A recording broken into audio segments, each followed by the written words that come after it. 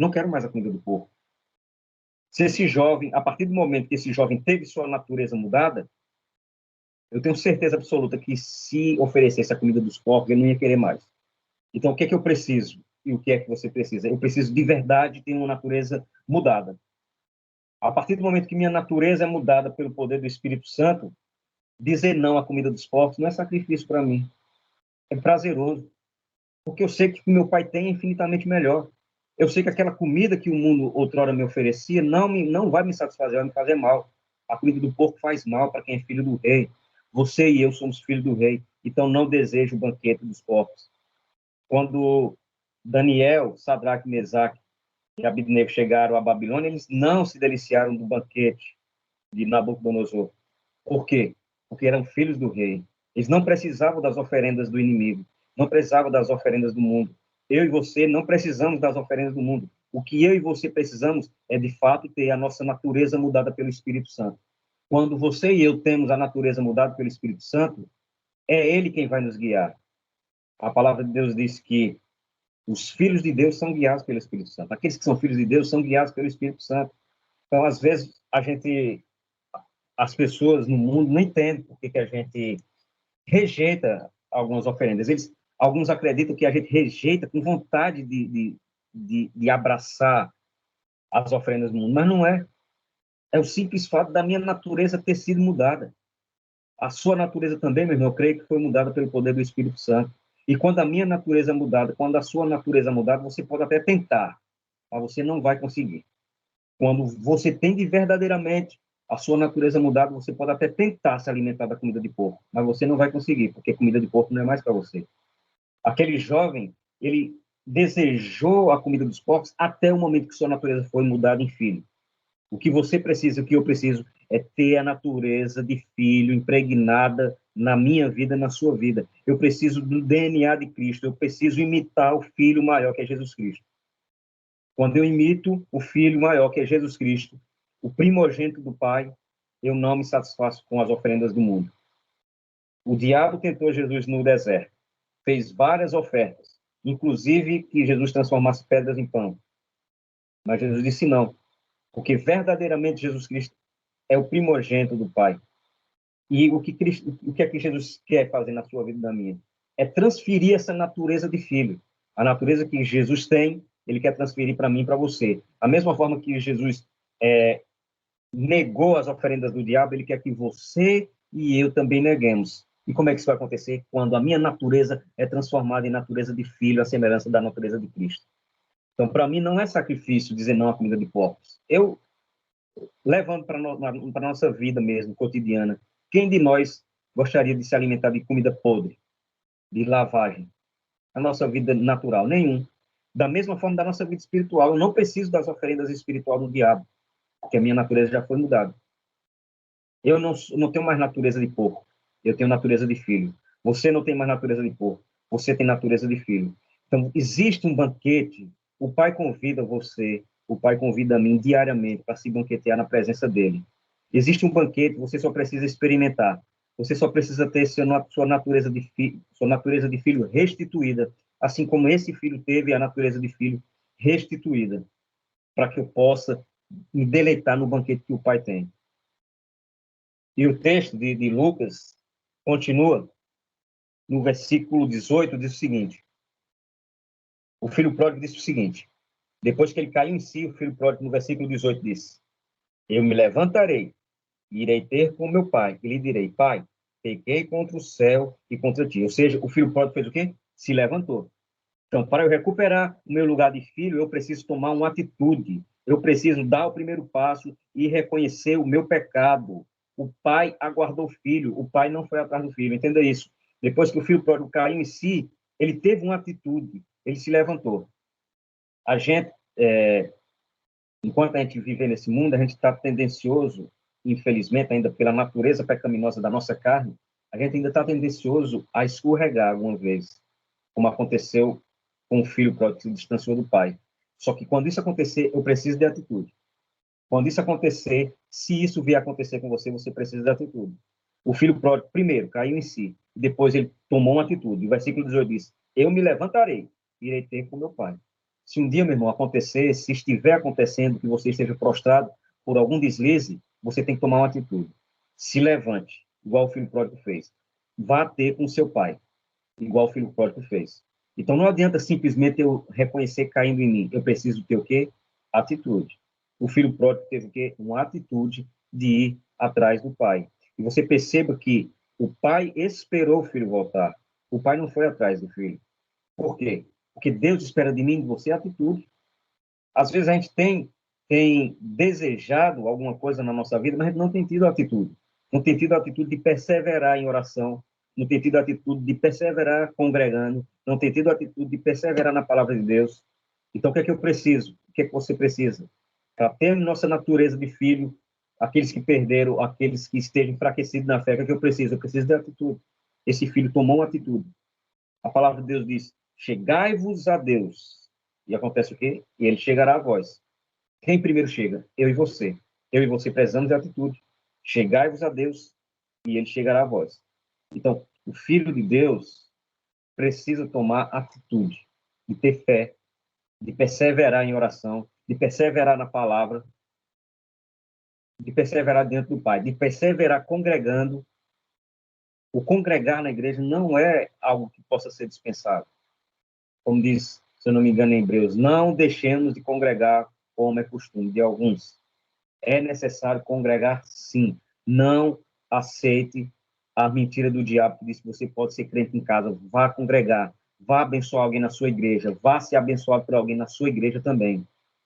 Você precisa, e eu preciso também, de atitude diante de Deus. O versículo 19 de Lucas 15 diz: já não sou digno de ser chamado teu filho. Trata-me como um dos teus trabalhadores. Ou seja, o filho pródigo reconheceu que não é digno. Mas é onde está? Não. O perdão do pai não se trata de dignidade. Eu nunca serei digno. Eu nunca serei digno. Você nunca será digno. Você nunca será merecedor. Eu nunca serei merecedor. O perdão do pai se trata de graça, que é aquele favor que ele faz para mim e para você, e nós não merecemos. Não existe mérito na vida do crente, entenda isso. Você não tem mérito, eu não tenho mérito. Você não tem glória, eu não tenho glória. O que eu tenho é um Pai rico em misericórdia. O que você tem é um Pai rico em misericórdia. O que eu tenho é o Pai rico em graça. O que você tem é o Pai rico em graça. Mas dignidade não existe na vida do crente. Merecimento não existe na vida do crente. Ninguém é salvo por merecimento. Por merecimento, eu e você iríamos para o inferno. Agora nós somos salvos. Por merecimento, nós merecemos o quê? O inferno. Mas pela graça e a misericórdia de Deus, ele oferece para mim e para você o quê? O céu na presença dele. É ele que oferece, é isso que ele oferece para mim e para você. Então, merecimento é algo que não pode, é uma palavra que não pode constar no dicionário do crente. Por quê? Porque não existe salvação por merecimento. A palavra de Deus diz: pela graça sois salvos. E graça é o quê? É o favor que ele faz para mim e para você, nós não merecemos. Pela graça sois salvos mediante a fé. Isso não vem de vós, é dom de quem? De Deus. Não vem de obras, minha nem sua, para que ninguém se glorie. É isso que diz a palavra de Deus. Então, esse filho pródigo, no versículo 19, diz: já não sou digno, mas ele nunca foi digno. Eu e você nunca fomos dignos. Nós temos Deus como Pai pela sua graça, pela sua misericórdia e pelo seu infinito amor, que nunca nós alcançaremos. Nós o amamos, entenda, o amor que você tem por Deus é apenas um reflexo mínimo do amor que ele tem por você. É como se fosse você comparar o sol e a lua. O amor de Deus é o sol. O meu e o seu pequeno amor é apenas o reflexo da lua. O sol ilumina a lua e a lua reflete o amor do sol. Você recebe primeiro o amor de Deus na sua vida. Eu recebo primeiro o amor de Deus na minha vida. E depois eu reflito de uma forma muito falha o amor para com Deus. Então, entenda, você ser filho não é ato de merecimento, é ato de graça. É porque o nosso Deus é quem é infinito em amor, o nosso Pai é infinito em amor. Esse Pai é infinito em amor, ele aceitou o filho de volta sem questionar. Veja o que diz o versículo 22.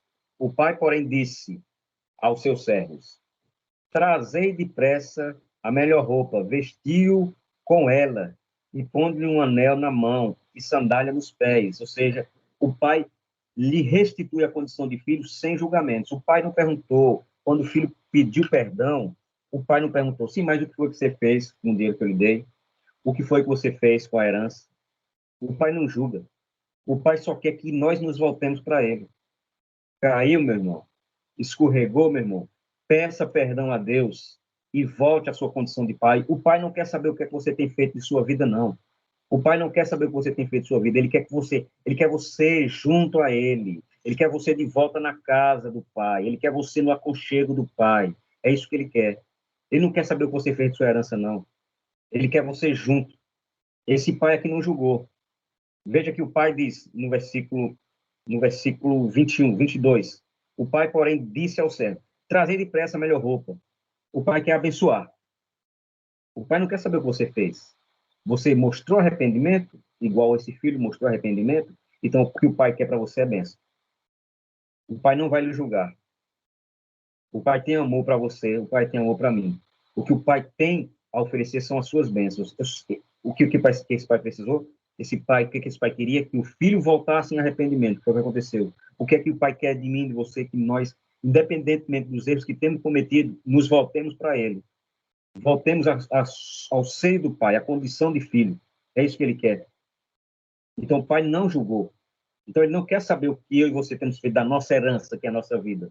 Ele só quer que você e eu voltemos ao convívio do pai. E a restituição de Deus é muito mais do que material. Então, quando Deus nos chama a nos restituir a condição de filho, eu quero que você compreenda isso muito bem. A partir do momento que você tem a sua natureza mudada de uma natureza de porco, que desejava a comida dos porcos, para uma natureza de filho, que deseja o banquete do pai, você tem sua natureza mudada. Ele transportou você do reino das trevas, como diz a palavra de Deus, para o reino do Filho do seu amor. A partir do momento que sua natureza foi mudada, Deus transportou você do reino das trevas para o reino do Filho do seu amor. Ele transportou você de uma terra distante, onde esse filho estava, para a companhia do Pai, para a presença do Pai. E é isso que Deus fez na minha vida e na sua. Salmo 51, versículo 12 diz: torna a dar-me a alegria da tua salvação e sustém-me com um espírito voluntário. Então, a alegria da salvação só é possível porque Jesus deu a sua vida por nós. Então, Cristo, nós devemos isso a Jesus. O primogênito do Pai deu a sua vida para que eu pudesse ter a minha natureza de filho restituída. Um dia, a minha natureza de filho, a sua natureza de filho, foi perdida no jardim do Éden. Quando Adão caiu, quando Eva caiu, assim com ele, a sua descendência também perdeu a sua condição de filho. A partir do momento da queda de Adão, Adão e seus descendentes perderam a condição de filho. Mas a partir da morte de Jesus Cristo, a condição de filho é restituída a mim e a você. Então, o que foi que Jesus fez quando ele morreu? E a partir do momento que eu creio no sacrifício de Cristo, eu tenho a minha situação de outrora pecaminosa e desejoso das comidas dos porcos, restaurada em situação de filho. Então, Jesus me transforma em filho, é isso que ele faz. Jesus transforma a minha natureza de desejar a comida dos porcos em natureza de filho que deseja o banquete do Pai. Foi isso que Jesus fez com sua morte. No versículo 29, nós já estamos concluindo, existe uma palavra aqui do filho mais velho, que a gente sabe, a gente é conhecedor da parábola, creio que todos, sabe que o filho mais novo tomou parte da herança e foi. Só que o filho mais velho ficou. O filho mais velho ficou. No versículo 29 de Lucas 15, existe a palavra aqui do filho mais velho que ficou. Diz o seguinte: ele, porém, respondeu a seu pai, aqui o filho mais velho: olha, sirvo-te há tantos anos, sem nunca. Desculpa. Sirvo-te há tantos anos, sem nunca. Sirvo-te há tantos anos, sem nunca desobedecer às tuas ordens. Preste bem atenção nisso aqui. Nós estamos concluindo. E nunca me deste um cabrito para alegrar-me com os meus amigos. Vou ler novamente. O que é que o filho mais velho diz? Olha, ele, porém, respondeu ao seu pai: olha, sirvo-te há tantos anos, sem nunca desobedecer às tuas ordens, e nunca me deste um cabrito para alegrar-me com os meus amigos. Aí, veja bem, vou fazer uma pergunta para os irmãos e vocês respondem para vocês mesmos. Nós vamos responder juntos, na verdade. Qual foi o principal erro do filho mais jovem, do filho pródigo? Foi não ter amado ao pai, ter amado a herança. Preste bem atenção nisso, por favor. Qual foi o problema, ou o principal erro ou defeito do filho mais novo, do filho pródigo? Não amar o pai, amar a herança. Porque a herança, no começo eu falei que a herança é a própria vida. Então, qual foi o erro do filho mais novo? Amar mais a própria vida do que ao pai. Ok. E qual foi o erro? E qual é o erro do filho mais velho? Nesse versículo 29 a gente percebe: amar as coisas do pai mais do que o pai. O filho mais velho estava interessado no cabrito que o pai poderia dar. O filho mais novo estava interessado na própria vida. Ou seja, o defeito do filho mais novo foi o mesmo defeito do filho mais velho. Um amou mais a própria vida ou a herança do que ao pai. O outro amou mais as coisas que o pai podia dar do que o próprio pai. Então, independentemente de quem esteja na igreja ou de quem esteja fora da igreja, existe uma necessidade urgente para aqueles que se dizem filhos de Deus, que é amar a Deus. Eu preciso amar a Deus. Você precisa amar a Deus. Eu preciso amar a Deus mais do que a minha própria vida. Eu preciso amar a Deus mais do que a herança. Eu preciso amar a Deus mais do que o cabrito. Eu preciso amar a Deus mais do que as coisas que Ele tem para me dar, independentemente dele me dar alguma coisa. Eu não amo pelo que Ele pode me dar, eu amo porque Ele é meu Pai. Você está entendendo? Se Ele me der, glória a Deus. E se Ele não me der? Glória a Deus também, porque eu amo por quem Ele é meu Pai. Ele não precisa, Deus não me deve nada, Ele não deve nada a você não, meu irmão. Ele tem abençoado você e a mim, porque Ele é rico em misericórdia, que são a causa de não serem consumidos. Mas entenda isso, Deus não lhe deve nada, Deus não me deve nada. Deus já entregou o que de melhor Ele tinha, que era o seu Filho Jesus Cristo. Então, o filho mais velho errou, porque amou mais do que o pai poderia dar, que era o cabrito, mais do que ao pai. O filho mais novo errou, porque amou mais a herança, ou seja, mais a sua própria vida, do que amar o pai. Então, se existe uma urgência hoje para a igreja, é amar a Deus. Se existe alguma urgência, se você está buscando alguma coisa para a sua vida, principalmente se a sua vida espiritual, busque amar a Deus. Esse é o primeiro mandamento. Busque amar a Deus mais do que aquilo que Ele pode lhe dar. Busque amar a Deus mais do que a herança que é a sua vida. Busque amar a Deus a ponto de você entregar a sua vida para Ele. Dizer, toma, é tua, meu Pai. O Senhor me deu livre-arbítrio de escolher, eu abro mão desse livre-arbítrio. A minha vida é tua, eu quero a tua vontade. Eu quero aquilo que o Senhor quer. Então, ame a Deus mais do que a sua própria vida, mais do que a herança. Ame a Deus mais do que o cabrito, mais do que as coisas que o Pai pode lhe dar. Se Ele lhe der, e Ele lhe dá, com certeza absoluta, senão você não estaria vivo, glória a Deus. Mas se Deus não lhe der, glória a Deus. Busque amar Ele por quem Ele é. E Ele é seu Pai. Então, volto a dizer, existe uma urgência na igreja mundial, na igreja como um todo, na igreja do mundo todo. É amar a Deus acima de todas as coisas. E, em resumo da mensagem de hoje, a mensagem que o ponto principal da mensagem que eu gostaria de fixar no seu coração é isso: ame a Deus. Independentemente da sua vida e da herança, ame a Deus. Independentemente do cabrito, ou seja, daquilo que Ele pode lhe dar, ame a Deus. Acima de tudo, de todos. Acima do que Ele pode dar e acima da sua vida também. Amém?